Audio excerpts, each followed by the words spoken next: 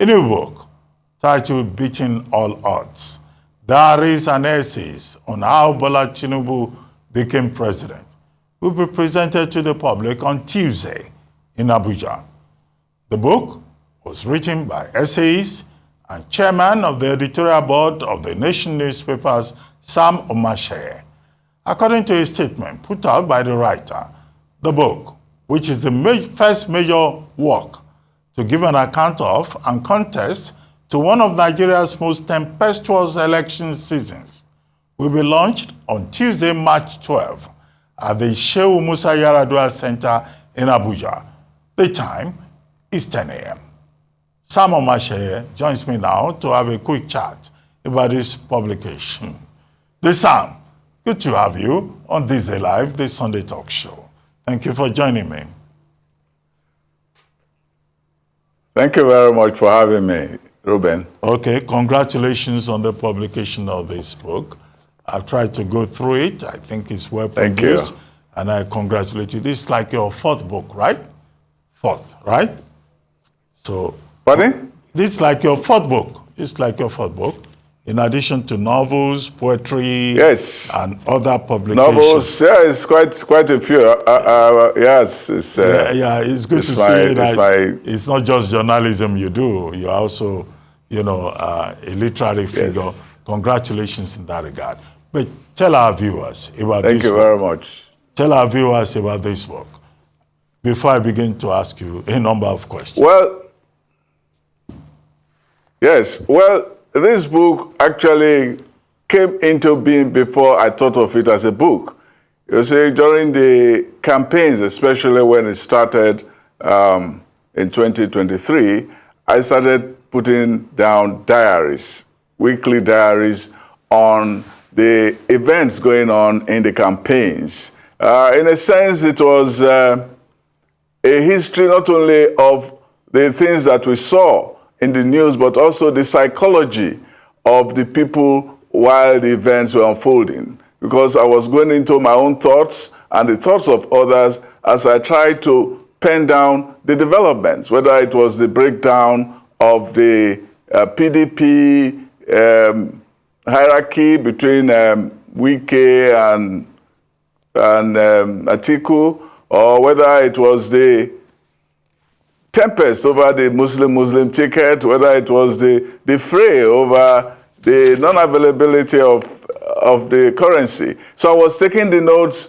week after week. I was ruminating and as well as taking down points. And also, I also put down some things I heard underneath that were not on the public square. So I tried to put all of these in week-by-week diaries, and at the end of the day, I discovered after the elections that, well, this could be an innovative way of chronicling an election, because I've never seen anybody do an election by taking down diaries week after week. Because even when I go through the book, I discovered that some of the things that happened looked fresh to me. Did I write all of these? When did these things happen? I'll start putting them in context. So that was part one of the book. The book actually told the story in diary form on the first part of the book. The second part, actually, my columns. My columns tried to track the development of the Tinubu candidacy and the crisis he had, especially since the ousting of Adams Oshomole as party chairman. So it started with commenting on the intrigues in the APC, the different wings and the different maneuvers to keep the Tinubu ambition out of place. So I followed it until he got his way through the candidacy. And so they also had essays that also followed the campaigns up till the time he won the case in the Supreme Court. So I thought I should bring all of these because I felt like the man did not really become president until after he won the case at the Supreme Court, because there was a lot of tempest, a lot of disagreements, a lot of tension all over this candidacy and this personality. Well, there are certain claims you made in your introduction to the book. You said Tinubu is a product of destiny, and that is not a man that anybody can predict. Okay, and that the elections are over. We have gone through the campaign season. Now is the time to govern. Destiny. Yeah. Do you think destiny has been fair to Bola Ahmed Tinubu since he took over power? Well, destiny for me, destiny is amoral. Destiny is not anybody's place to control. It's a when destiny works, you can like it or you may not like it. When two people fight for a thing and one person gets it, and if it is destiny that gave him, the other person will not be very happy at destiny. But destiny is destiny. It is all-knowing. It's all-powerful. It's all-wise. Destiny is what it is. Conrad, in his Hearts of Darkness, said, our strengths are accidents arising from the weaknesses of others. So, who made the other weak? Is it God? Is it the coalition of forces? Or what Tolstoy talks about, that human beings have no power, that Napoleon should not be given all those credits that they gave him, that you have to trace them to the accretion of forces over the years and environmental unpredictability. And so when things happen, it is what they are. And when I said that he was a product of destiny, it might be divine, might not be divine. But I was saying that he was running against so many forces. Hello, can you hear me? Okay, we seem to have a problem connecting with Sam Omatseye. We'll take a short break, and then we'll reconnect with him, and the conversation with Sam Omatseye will continue.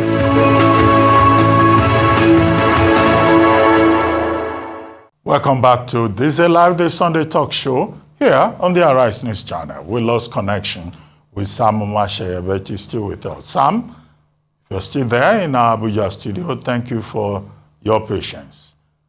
Hello, Sam, can you hear me? Yeah. Yes, I can hear you. Okay. Can you hear me? Yeah, I'd asked you a question about you saying President Tinubu is a product of destiny, and that is a man difficult to predict. And you had quoted Joseph Conrad, Heart of Darkness. I was going to tell you maybe Joseph Conrad is a bad reference.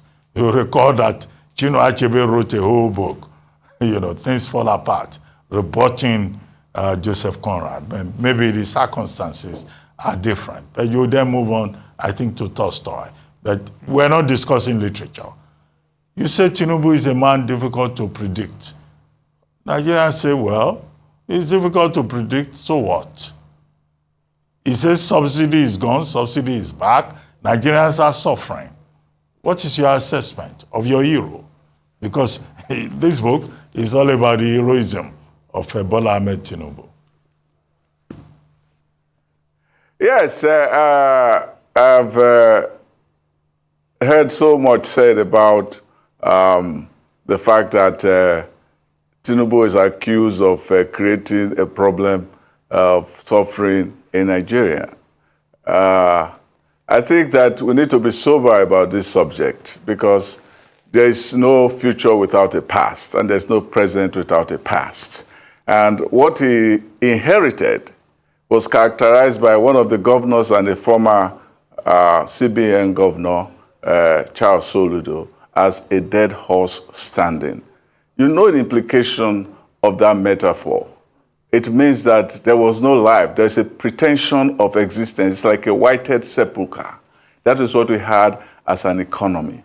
And we have seen some of the results. Over 130 trillion in debts over the years. 23 trillion that we inherited in ways and means. Money printed with an interest of 7 trillion.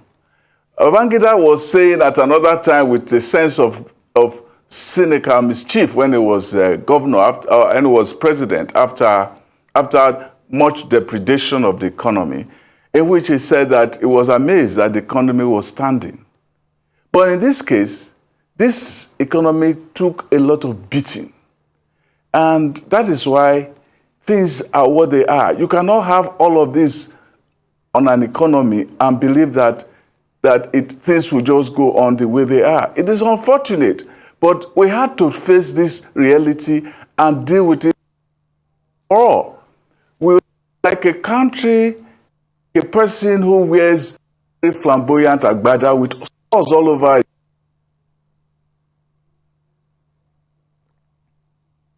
Hello, Sam. Hello, Sam. Are you there? Yeah, I don't understand why this connection is such a big problem.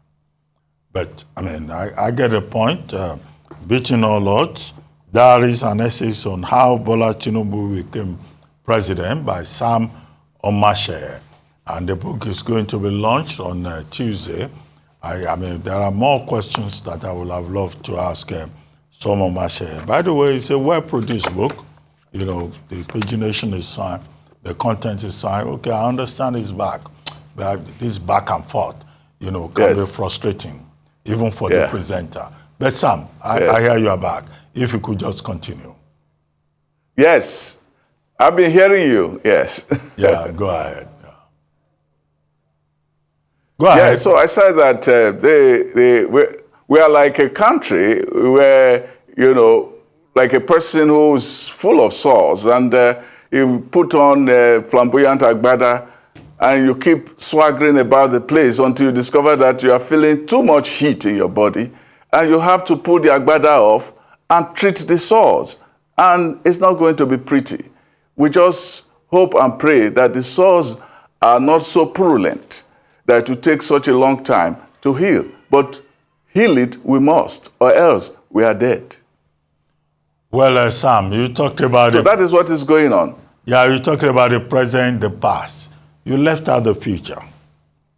Are you going to join the conversation about the future of this administration? Tell us, in case you know anything or something, about the future of the Tinubu administration. The future? That's not the subject of this book, by the way, but the future.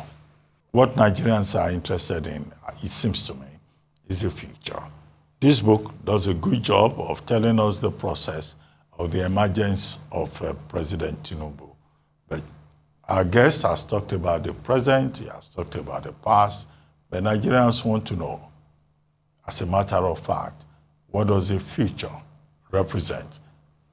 And as a student of literature, Sam Omatseye is in a perfect position to tell us about the future. Sam Omatseye, the future. Yes, the future. Can you hear me now? Yes, I can.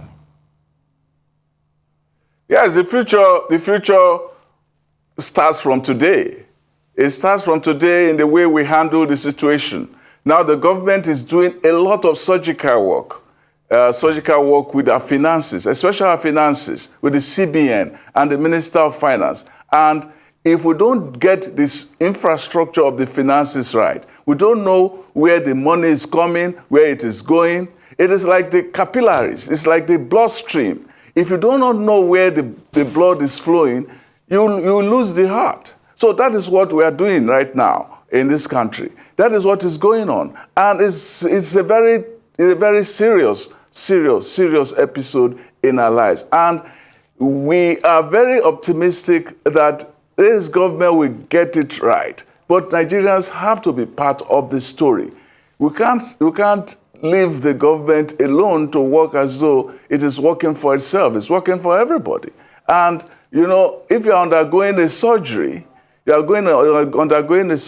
whole body is held captive. Even if the surgery of a finger, the whole body is held captive to that very finger until it is sorted out. But what we are having is a holistic surgical operation of our finances, of our economy, of our security system. It's not going to be done overnight. You can't do it with the flip of the switch, because what has been destroyed for a long time. It has been a case of what Shoyinka called slow lynching. His alternative title to his The Man Died. That was what the country has been undergoing. So we either die as a nation, or we take part in this half resurrection process. Okay, Sam, as we begin. So the future depends on. Yeah, go ahead. Yeah, go ahead. Go ahead. You said the future depends on. Yeah, the future itself depends. It depends a lot on how deep the sore is and how quickly it will heal. But heal, it must. Yeah. And I'm very optimistic about that. Okay, optimism, yes. But let me ask you, what should we expect on Tuesday?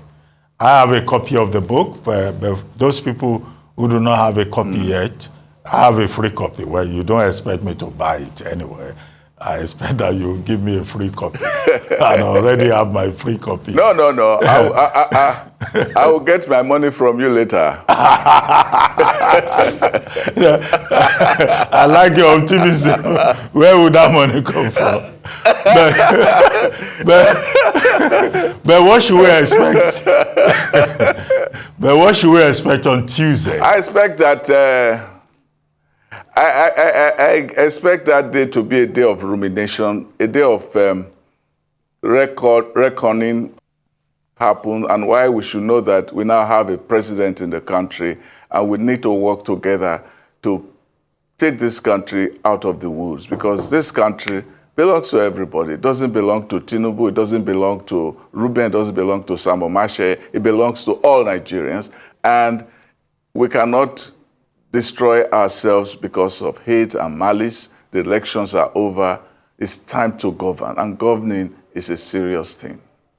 Well, thank you very much, Sam Omatseye, Chairman, Editorial Board of the Nation newspaper, multiple award-winning journalist, author, poet, writer.